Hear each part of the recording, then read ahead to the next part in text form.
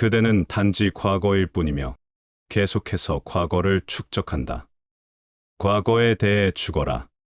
지나간 것이 무엇이든 이미 지나간 것이다. 그것은 더 이상 존재하지 않고 아무 곳에도 없다. 과거는 오로지 기억 속에서만 달라붙는다. 그것은 그대의 마음 속에서만 존재한다. 마음은 죽어버린 모든 것의 창고이다. 그래서 마음이 삶의 흐름의 유일한 장애인 것이다. 그대는 마치 아주 오래된 고대의 건물과 같다. 그대는 수많은 삶 동안 이곳에 존재했다. 그대의 과거는 철저히 파괴되어야 한다. 오로지 그런 후에라야 재창조될 수 있다. 수리는 단지 표면의 장식일 뿐이다. 낡은 것은 사라지고 그대는 새로 태어나야 한다. 그렇지 않다면 그것은 하나의 수정된 모습일 뿐이다. 밖에서 그대는 페인트 칠 될 수 있지만 내면을 페인트 칠하는 방법은 없다. 내면은 똑같은 채로 남아 있을 것이다. 덕이 있는 사람에 대해 기쁨, 악에 대해 무관심의 태도를 기름으로써 마음은 평화로워진다. 덕이 있는 누군가가 있다면 그대는 즉시 비판하고 그에게서 결점을 찾기 시작한다. 어떻게든 그를 깎아내려야 한다. 덕 있는 사람을 비난한다면 그대는 마음속에서 덕 그 자체를 비난하고 있는 것이다. 덕 있는 사람을 비난한다면 그대는 이 세상에서 덕이 불가능하다고 믿는 지점에 이르게 된다. 그때 그대는 사악한 방식으로 쉽게 움직일 수 있다. 아무도 덕이 있을 수 없다. 모든 사람이 단지 나와 같거나 나보다 더 나쁘다고 생각한다. 그래서 그렇게 많은 비난과 비판이 계속되는 것이다. 누군가가 저 사람은 정말 아름다운 사람이다 라고 말한다면 그대는 즉시 비난할 무엇인가를 찾는다. 그대는 그것을 참을 수 없다. 누군가가 덕이 있는데 그대는 그렇지 않다면 에고가 산산조각 나기 때문이다. 그때 그대는 나 자신을 변화시켜야 한다고 느끼기 시작하고 그러한 변화는 아주 힘든 노력이기 때문이다. 간단한 것은 비난하고 비판하는 것이다. 간단한 것은 증거를 대보라. 우선 그가 덕이 있음을 증명해보라고 말한다. 그런데 덕을 증명하기란 어렵다. 어떤 것에 대한 반증을 하기는 아주 쉽다. 하지만 증명하기는 정말 어렵다. 어떻게 예수가 신의 아들이라는 것을 증명할 수 있겠는가? 2000년 동안 기독교 신학은 그것을 증명해왔지만 증명할 수 없었다. 하지만 순식간에 그가 죄인이고 불황자라는 것이 증명되었다.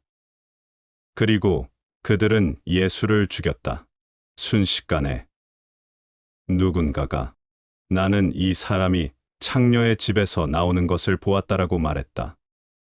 그러면 끝난 것이다. 아무도 나는 보았다라고 말하고 있는 사람이 믿을 만한 사람인가에 관심이 없다. 아무도 관심이 없다. 부정적인 것은 항상 쉽게 믿겨진다.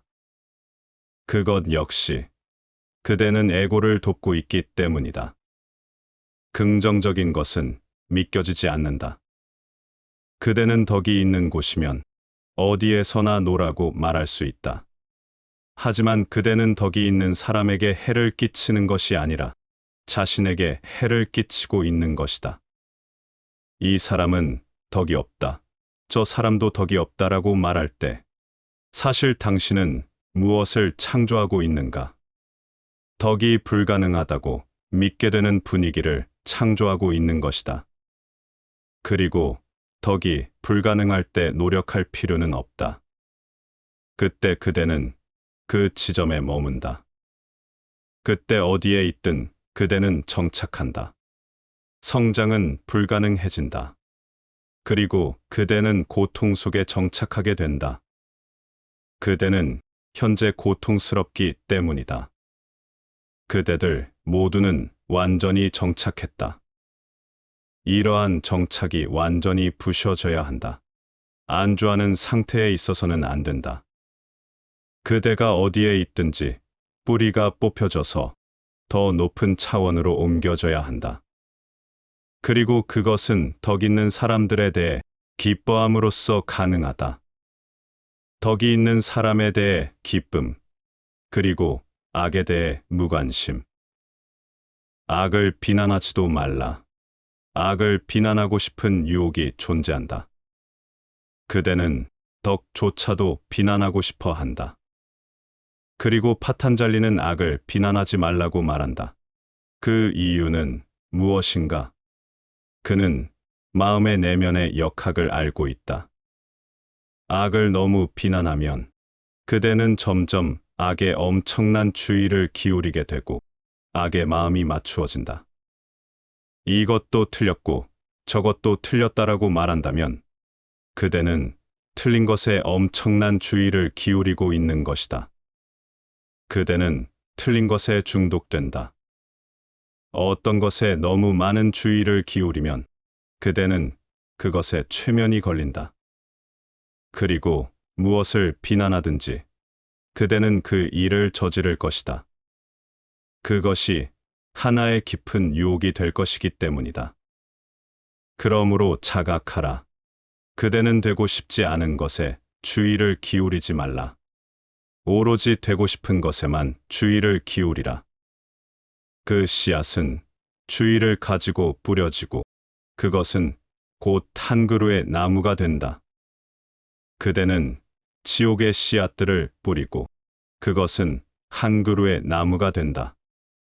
그때 그대는 말한다. 나는 왜 그렇게 비참한가? 그대는 항상 그릇된 것에 주의를 기울인다. 그대는 항상 부정적인 것을 본다. 그대는 항상 결점에만 주의를 기울인다. 그때 그대는 결점 투성이가 된다. 결점에 주의를 기울이지 말라. 아름다운 것에 주의를 기울이라. 왜 가시를 중요시하는가? 왜 꽃을 보지 않는가? 빛이 되고 싶다면 빛의 측면을 보라. 어두움이 되고 싶다면 어둠을 보라. 주의의 대상은 궁극적으로 그대 인생의 목적지가 되기 때문이다. 그리고 주의는 은밀한 관계이다. 주의를 통해서 그대는 자신이 주의하는 바로 그 대상이 된다. 관찰하는 것이 무엇이든 그대는 그것이 될 것이다. 그러므로 깨어 있으라. 자각하라. 이런 식, 저런 식으로 판단하지 말라. 무관심하라. 예스나 노를 말하지 말라. 평가하지 말라. 단지 그것을 신성에게 맡겨라. 그것은 그대가 할 일이 아니다. 누군가가 도둑이다.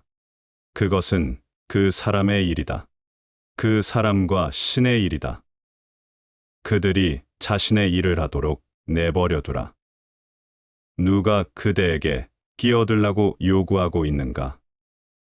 예수는 말한다. 너희들은 판단하지 말라. 파탄잘리는 말한다. 무관심하라. 그대는 무언가가 잘못되어 있다고 생각한다면 사원에 가보라.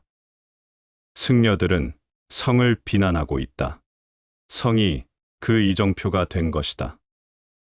24시간 그들은 성에 관해서 생각하고 있다. 성을 피하려고 노력하는 것이 성을 생각하는 것이다. 그대가 무엇인가를 피하려고 하면 할수록 그것에 점점 최면이 걸린다. 그래서 고대의 경전들에는 성자가 집중을 할 때마다 천국의 아름다운 소녀들이 내려와서 그의 마음을 산란하게 한다고 적혀 있는 것이다. 아름다운 소녀들이 왜 그에게 관심을 가져야 하는가? 누군가가 나무 아래에 눈을 감고 앉아 있는데 왜 아름다운 소녀들이 그 사람에게 관심을 가지는가? 어디에서도 오는 사람은 없다. 하지만 그가 너무 성에 반대해서 성은 하나의 최면이 되었다. 그는 완전히 최면에 걸려서 이제 꿈이 실제가 되었다. 눈을 뜨면 아름다운 나체의 소녀가 그곳에 서 있는 것을 보게 된다. 성자는 더욱 두려워한다. 그는 눈을 감고 주먹을 꽉 쥔다. 이제 내면에 그 여자가 서 있다. 그가 더욱더 두려워할수록 그 여자들은 더욱더 나타난다. 하지만 그런 일은 일어난다. 그대에게도 역시 그런 일은 일어난다. 단지 정도의 차이일 뿐이다. 무엇에 반대하든 그대는 깊은 곳에서 그것과 연결될 것이다. 결코 어떤 것에 반대하지 말라. 악에 반대하는 것은 악의 희생자가 되는 것이다. 그때 그대는 악의 소나기에 떨어지고 있는 것이다. 무관심이 필요하다. 그대가 무관심을 이해한다면 그것은 어떤 것이 그대의 관심사가 전혀 아니라는 말이다. 그대는 그것에 대해 생각하지도 주의를 기울이지도 말라. 바깥에서 그대가 무엇인가는 중요하지 않다. 내면의 최면이 되는 것이 그대의 미래 생의 방향을 결정할 것이다. 무관심은 냉담함을 의미하지 않는다. 그곳에는 미세한 차이가 있다. 무관심은 눈을 감는 것을 의미하지 않는다. 설령 눈을 감는다고 하더라도 그대는 하나의 입장과 태도를 취한 것이기 때문이다. 그것은 신경 쓰지 않는 것을 의미하지 않는다. 왜냐하면 그러한 태도에도 역시 미세한 비난이 존재하기 때문이다. 무관심이란 다만 마치 그것이 존재하지 않는 것처럼, 마치 그것이 그곳에 없는 것처럼 대하는 것을 의미한다. 무관심은 어떤 태도도 없음을 의미한다. 마치 그것이 일어나고 있지 않은 것처럼 그대는 지나가 버린다. 파탄잘리가 사용하는 단어인 우페크샤는 아주 아름답다. 그것은 냉담함도 적대감도 도피도 아니다. 그것은 어떤 태도도 없는 단순한 무관심이다. 왜냐하면 그대는 하나의 태도를 가지고 무관심할 수 있기 때문이다. 그대는 그것이 가치가 없다고 생각할 수 있다. 그렇다면 그대는 하나의 태도를 가지고 있는 것이다. 미세한 비난이 그 안에 숨겨져 있다. 무관심은 단순히 결정하고 판단하는 너는 누구인가라는 의미이다. 내가 어떻게 무엇이 선이고 무엇이 악인가를 말할 수 있겠는가? 어느 누가 선과 악을 알 수 있겠는가? 삶은 너무나 복잡한 현상이기 때문에 선이 악이 되고 악이 선이 되고 선과 악은 변화한다. 그러므로 어느 누가 알 수 있겠는가? 설령 그대가 판단할 수 있다고 하더라도 더욱 정신 차리고 깨어 있어라. 이미 그대는 충분히 판단해 왔다. 더욱 정신 차리고 깨어 있으면 어떤 태도도 없는 무집착이 그대에게 다가온다. 행복한 사람들과 행복하고 우정을 가지고, 고통스러운 사람들에게 자비롭고, 덕이 있는 사람들에 대하여 기뻐하고, 악한 사람들에게 무관심할 수 있다면, 그대가 이렇게 할 수 있다면, 그때 마음의 변형된 모습에서 초마음으로 들어가게 된다. 그대는 계속 자신을 변화시켜 나가야 한다.